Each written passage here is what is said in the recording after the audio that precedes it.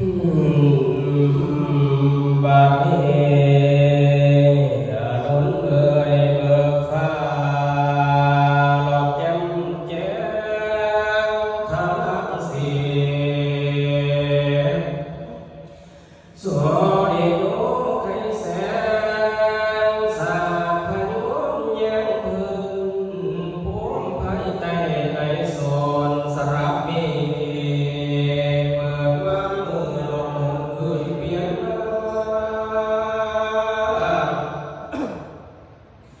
โอ้ตมาเลิกลาพี่มาแจ่มใสสดดูตะการงามโลดเลิศที่ไหนใสเมาข้าเจ้าเวทีเจ้าคณะจารย์มวลบาทสมมุญาติพี่ได้น้องผู้ฟังแลผู้สู่คนโมพระภาคเบื้องต้นละขอโอกาสพาที่เจะเดินสุขเจะเดินดีสวัสดีเจะเดินพรก่อนสิโยก่อนแก้วตอนนี้นั่นจางคาราบาวมาแล้วกำลังจะออกทางดอกใจ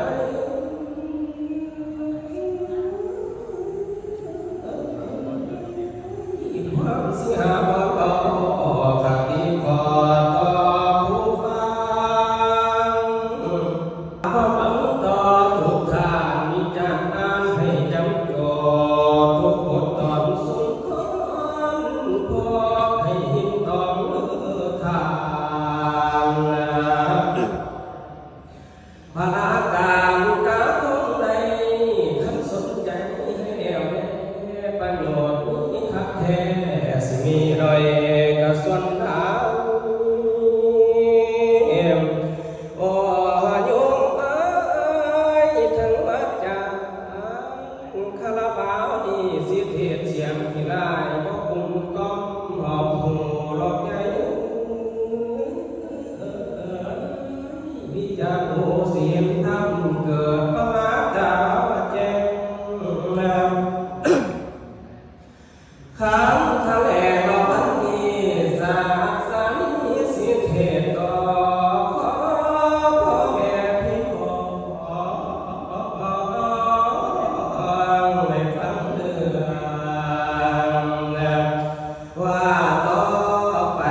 นั้นเธอสาธายุ